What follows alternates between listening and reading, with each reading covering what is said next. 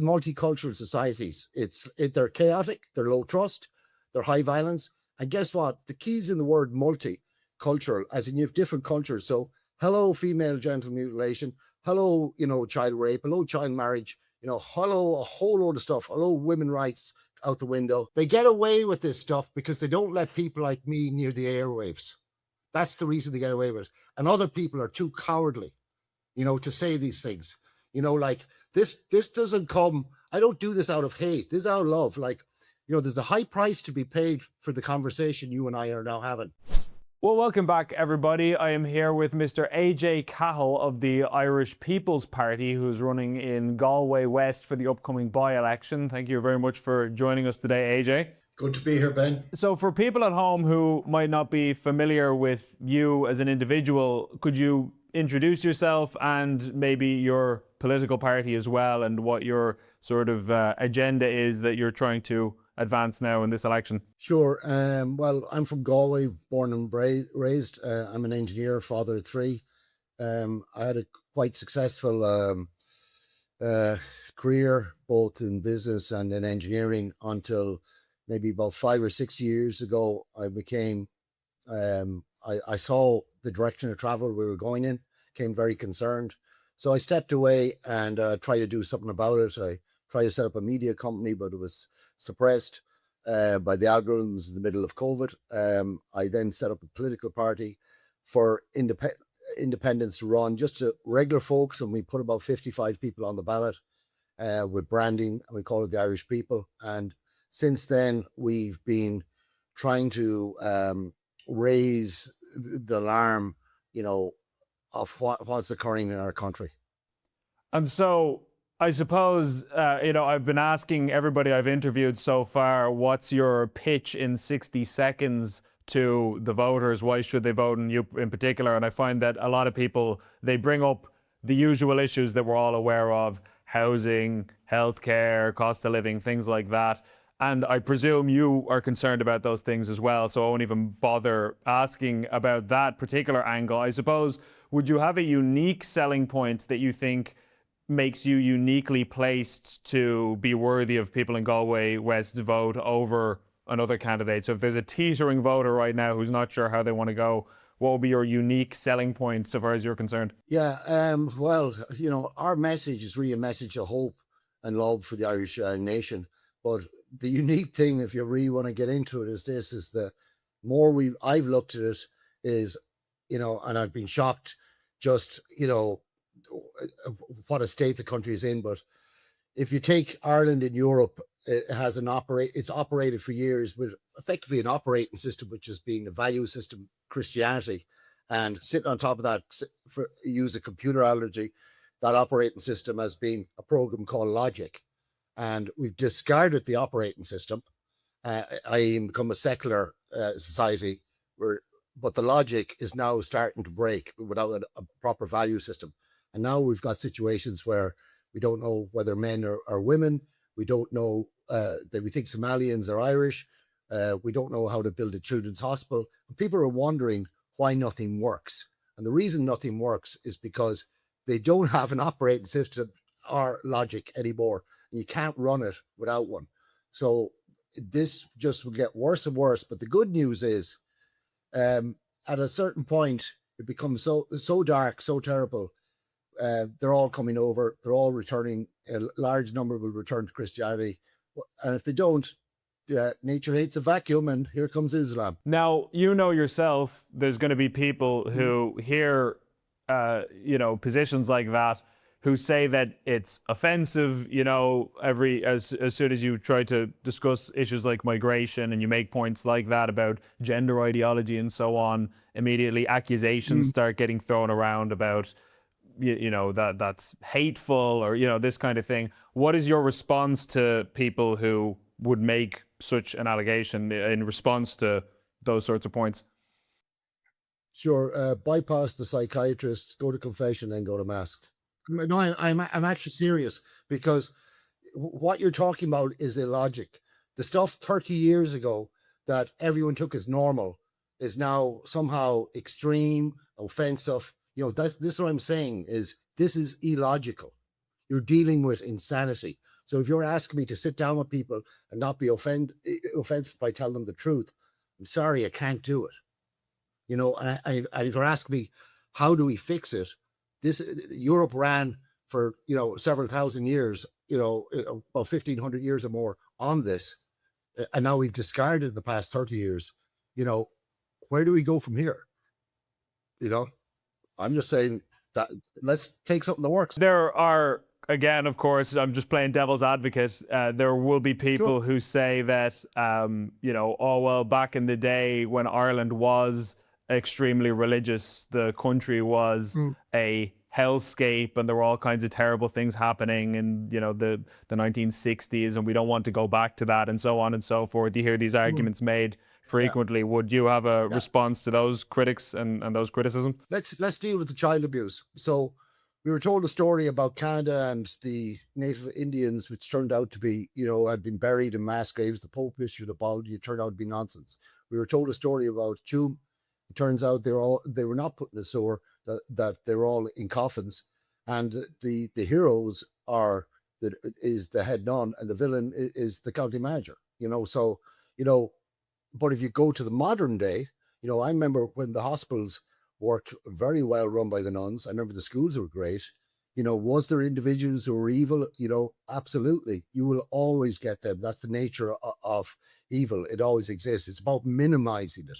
But like the Christian faith is very clear what to do with people who offend children, involves a millstone. While if you look at some of the other books, it's less clear and more indulged in other practices that people would complain about. But just one final thing on that. People say it's much better now. Is it really? The hospitals work, mental illness, suicide, Tusla, amount of children that have died, amount of homeless that have died. I don't remember this bad back in the bad old days. The numbers are like, if that's bad, this is hell. But the good news is this is going to get way worse, because what happens is it gets so worse and so worse that what will happen is there will be a few people who'll be like Indian or like Japanese soldiers after the Second World War. They'll be hiding out there. No, we're not going back to that. But the good news, they're all coming back, because when things get so dark, people don't run to God, they run away from evil. They run to a value system, an operating system. And that it will happen. It's only a matter of time. It's just how bad do you want it to get? Again, there's going to be people who say, well, shouldn't religion and state be separate, and whatever about one's personal religious views, should that enter the political domain? There are people who make arguments like that. Again, would you have Yeah, sure. So if I was gay and I was an atheist, I would want to live in a Christian Catholic country, because the worst thing they're going to do, they're not going to throw me from a building. They're not going to collapse a wall on me. They're not going to kill me. They're going to do nothing. What are they going to do? They're going to pray for me, and so I'll get the benefits. Like, I'm not saying that's for all people. It's free will. But what I'm saying is, if you want to live in a society that is functional, is logical, takes care of its own, doesn't, we're living in a housing crisis that's government created because they decided to welcome the world, and they've contempt for their own people. And I think that's the penny that's dropping at the doorsteps with people, because it's fear that they're going to be made homeless, and what happens then? They're one phone call away from being made homeless. And it's horrific. There's no chance of forming families. It's horrific. But the problem is they're not giving themselves permission. They want to be that good person, and they don't want to say anything about immigration because they think it'll be bad. But the reality is, I think there were 900,000 PPSs in the past 5 years. 600,000 from outside the EU. 38,000 in the past 3 months. Even if just take them as units, this isn't a value judgment whether they're good immigrants or bad immigrants. This is about housing. So you keep filling it up, and then building racist estates for Ukrainians only, doing stuff for anyone coming in, where you go from may provide accommodation for an Irish, but shall for a refugee. But we're living, as I said, the operating system is deinstalled, and the logic program ain't working without it. So which way? On the immigration issue, would you have a particular prescribed solution to that? Because I think there's a lot of people in the country, all the polling shows that the majority of people now at this point accept that the rate of immigration is too high. I think even Simon Harris late last year, as I'm sure you'll recall, said that the rate of immigration in general is now too high, even aside from the asylum issue. So there seems to be a consensus forming now around that. What do you think should be done about it is the other question, you know? What should be done is really simple. You need to end the asylum racket and begin remigration. You need to deport criminals. Anyone who go, we need to just use the same policies that are already in place in Denmark. We have a full, this written on policies. We took all the policies from all the countries across Europe. We cross-referenced them and we have them up on the website for over 2 years. And it involves, you got asylum here and you go home on holidays. Guess what? Bye-bye. Stay home on holidays. You know, you came here and you know, did a crime, you know, major crime or any sort of crime resulted in prison time or violence. Bye-bye. Family reunification, no thanks. Temporary asylum. But as regards, like say, the migration, they say, you know, the thing you hear people, and they never allow you to respond, you know, because we got this opportunity with you today, but we're not allowed near the airwaves. Now, recently, we're allowed local radio, but RTE, they won't cover us because, you know, it's narrative control. But the thing about it is we got to get the numbers down and we got to go back to normal. And if we don't, what awaits you is hell. This is multicultural societies. They're chaotic, they're low trust, they're high violence. And guess what? The key's in the word multicultural, as in you have different cultures. So hello, female genital mutilation. Hello, you know, child rape. Hello, child marriage. You know, hello, a whole load of stuff. Hello, women rights out the window. You know, so all those things, like Europe is the biggest safe space ever created. And Ireland is probably the safest. And the irony is, and one of my posters is kind of controversial. We're not trying to be controversial, but we are trying to move the Overton window.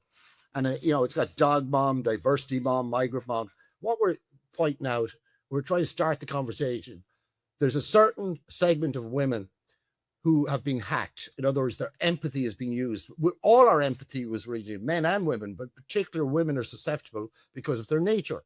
And what they're doing is they're welcoming people who are going to make their lives, if not their lives directly, but the women that come after them, horrific. Obviously, you know yourself, there's going to be people who say, oh, you know, you can't say things like that. You're painting people with a broad brush. And there's going to be people who would make the argument, you know, like if a government minister, for example, was sitting here, what they would say is, without the contribution of immigrants, you know, the health service would collapse. It's only a tiny minority of people who engage in objectionable behavior and so on and so forth. We hear that, you know, obviously you hear these arguments yourself. Again, like if what I would say in return is this, is you're talking about our health service wouldn't function with all these nurses from overseas.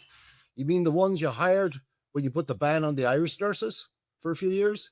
Or were they the ones you hired when between 2009 2050 you're only doing agency nurses from overseas? Or were they the ones that in the late 90s when the nurses are protesting, give us a decent wage, give us something, you know, and instead, no, they hired the world. And what happens? 84% or 2% of the cases in fitness to practice are from those nurses, while our nurses are out in Australia. So they're meeting the replacements. It's nonsense. It's nonsense. You see, they get away with this stuff because they don't let people like me near the airwaves. That's the reason they get away with it. And other people are too cowardly, you know, to say these things. You know, like this doesn't come. I don't do this out of hate. This is out of love. Like, you know, there's a high price to be paid for the conversation you and I are now having. Like, I used to have a very successful career. I used to be highly paid. I'm now cancelled. You know, this week alone, I've had death threats, you know, against my life and harm to my children. My children don't live with me at the moment during the election. You know, there's a lot of I've been identified as a politically exposed person. And I got a call from one of the banks around debanking a company I was connected with. I'd say, no, I'm not with them anymore because I was a reputational risk to the bank being associated with that company. So, you know, I don't say this for fun or giggles, you know, but I'm not afraid to say it, because I'm not going to, I don't know how long I've left on this earth, Ben. The men in my family don't live long. But the thing about it is, the way I was raised, and I think this is an Irish thing, is that at a certain point you go enough, right? And, and the Irish have, aren't these great fighters, but what we are is we're the ultimate comeback kids. We're the ultimate, we do resistance. We do suffering better than anyone. So guess what? Bring it on. We're going to make a comeback. This is going to be fine. It might take a few years. It might take a few generations. We're winning. Thank you. Thank you.